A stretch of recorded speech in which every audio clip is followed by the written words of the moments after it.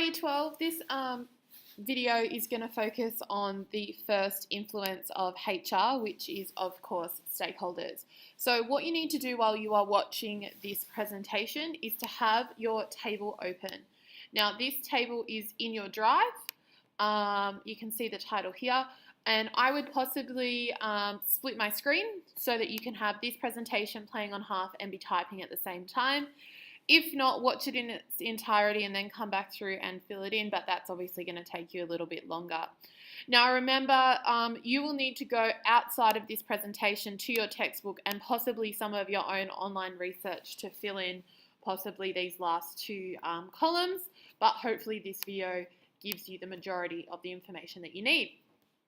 Okay, so you can see here these are the syllabus points. So stakeholders or human resource influence 1 are employers, employees, employer associations, unions, governments, and society. So if we don't know what a stakeholder is, how can we talk about these? So hopefully this is a term that you are already aware of, but let's watch this really quick clip to refresh our memory.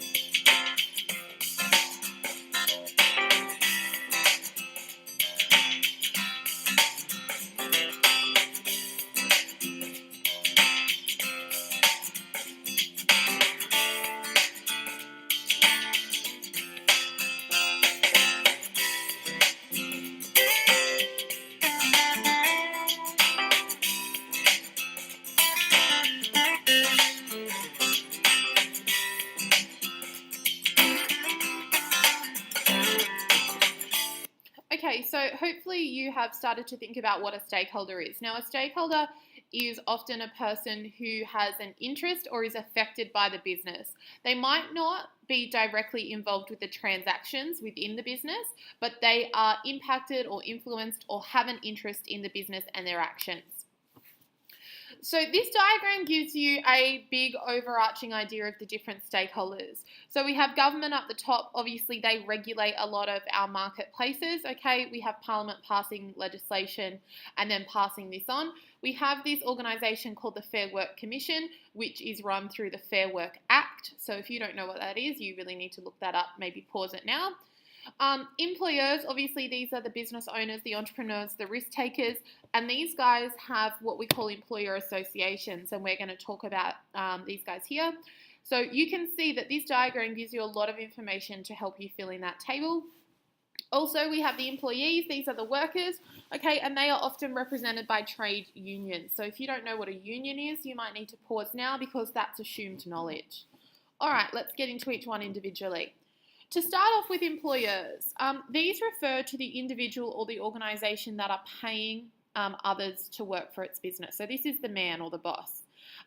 They are often the owners of the business, okay, and often take responsibility for recruitment and organising to ensure that the business meets its goals.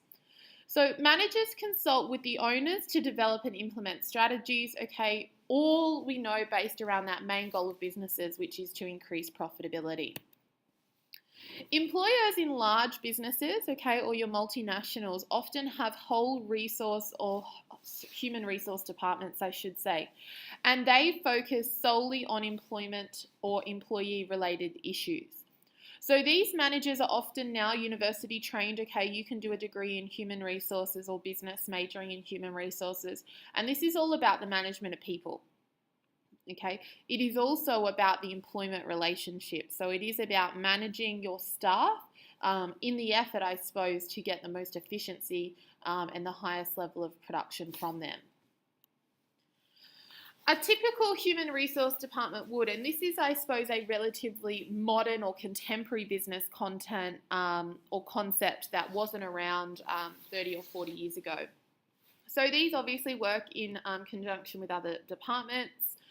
They are looking at ensuring working conditions. We know that workplace health and safety is a major area in modern day business, especially in Australia. They want to implement a range of training strategies, okay? So developing the staff is a big idea within human resources, that training element. And the idea of reward. So we're looking at both in terms of monetary, in terms of pay, and non-monetary benefits or fringe benefits as well. Employees, on the other hand, are the workers. So these are the individuals who provide his or her skills. So they're offering their time, their educational level, their skill attainment in return for a source of income. Okay, so it is the responsibility of the employee, the worker, to complete the tasks. Okay, now the tasks need to be set out in a lawful manner, okay, that meet all the legislation. But it is your job as the worker, possibly, to complete a set amount of tasks in given time frames. Typically, or the old school idea is that employees are dispensable, okay, that these can be replaced. So the employment relationship, I suppose, has developed quite a lot in the recent history, because now businesses do aim to include employees in the decision-making process. We know that this makes employees feel like they are more part of the business, and hence they have a greater vested interest and are willing to work a little bit harder, okay, if they feel like they are involved in the decision-making process. Which leads to a greater sense of responsibility, that idea of personal ownership, or, having a vested interest, and empowerment, which can often lead to increased productivity. We hope, or a business hopes, I should say, that by providing employees with a greater role, okay, more decision making, all of these types of things, that they will work more efficiently, have increased motivation, and then the business then sees the advantage or the benefit of allowing the employees a greater say. Income is still the most important, I suppose, draw card or lure to go to work. Why do people go to work? So they get paid. But there are non-wage benefits as well, okay? So when you think about these stakeholders, two that you can connect really easily are employees and trade unions, okay? And we're going to talk about trade unions in the future. But trade unions link with fighting for working conditions and increased pay, okay? And a lot of these non-wage benefits that have been coming more into the realm of business is things like on-site childcare centres, paid maternity leave, the option of part-time or flexible working hours is a really big thing. This idea of flexibility in starting and finishing times, as well as the idea of dress codes possibly becoming less formal, are also new ideas to help, I suppose, the employer and employee relationship. Another trend that we've seen in the labour market for employees is the idea to work from home. And I suppose without technology, this is really impossible. So the idea of working from home has become increasingly popular, and it's aided by, obviously, technology and the internet. Employer associations are organisations that aim to promote the interest of employers. So I would underline or highlight that bit there. So these are the representatives, okay? Often they lobby to government, okay? They're all really about policy development in the interest of the business, okay? Trade and industry assistance, okay? You are looking for organisations such as the National Farmers Federation, and this organisation or this employer association lobbies for and is a representative of national farmers and their interests. So promoting their interests, I suppose, in a more political or government sense. So you can see just from what we're talking about already that these stakeholders are quite connected, okay? They're not in isolation. They do relate to one another all the time. We have a fairly complex federal and state government workplace legislation system here in Australia. So a lot of the employer association role is to actually give legal advice to businesses, okay, about how to offer employment, what is the business's rights or requirements in the dismissal of employees, what is legally acceptable in wage negotiations, and if there is legislative changes, what that means for specific businesses in specific industries. Because if you're a small or medium business owner, you are probably not up to date with the most current legislation, nor possibly do you have the skills to depact these legal documents that are ridiculously long, wordy, and no one really understands them. So this is what employer associations do for the business, okay, or for the employers. Okay, unions are, I suppose, the opposite of employer associations. Unions represent workers. So let's watch this short clip and hopefully you can fill in some of that table.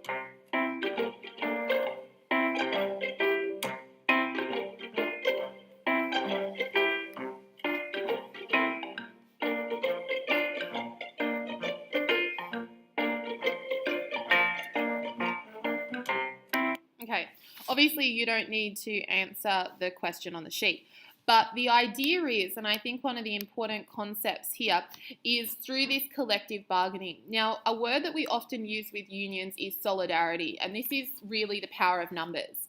Now, union membership in Australia is actually declining, and you can see both for males and females on this graph that there is a significant downward trend. Okay, I would use that word significant, and I would use that word downward trend. Okay, what does this tell us? Well, it tells us that young people coming into the workforce in Australia aren't joining up to unions. Okay, and why? Often young people don't really know about it, and depending on the industry or the sector, it can not be promoted.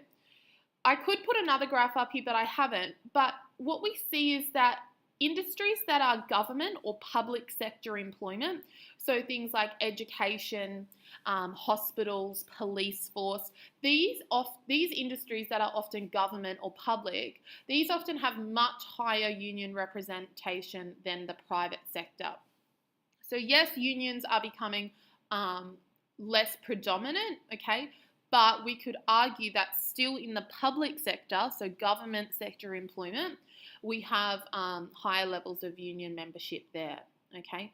But what does this mean if union membership's declining? Okay, possibly employees aren't being represented to the same level as they were before, okay? So you can see here the Australian Council of Trade Unions lobbies for improved working conditions and wage increases for Australian employees, and it also works with industrial or industry-based unions, okay, for national wage case hearings as well.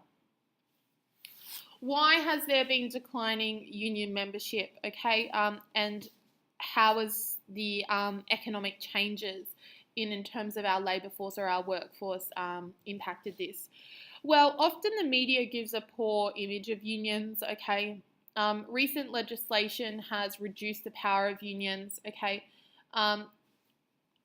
Some people would argue that unions lost their connection with the workers, as in that on that grassroots level.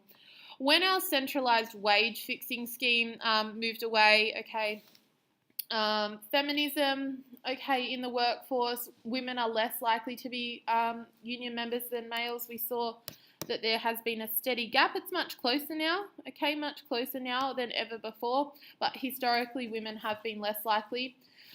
I suppose a big one that is really important is this area here, is that manufacturing industry was a heavily unionised industry in Australia, okay, but manufacturing in Australia is slowing, okay. We know that we've got the closing of car manufacturing, and other manufacturing is nowhere near the level it was previously. So this traditionally heavily unionised industry is slowing, the employment levels are going down.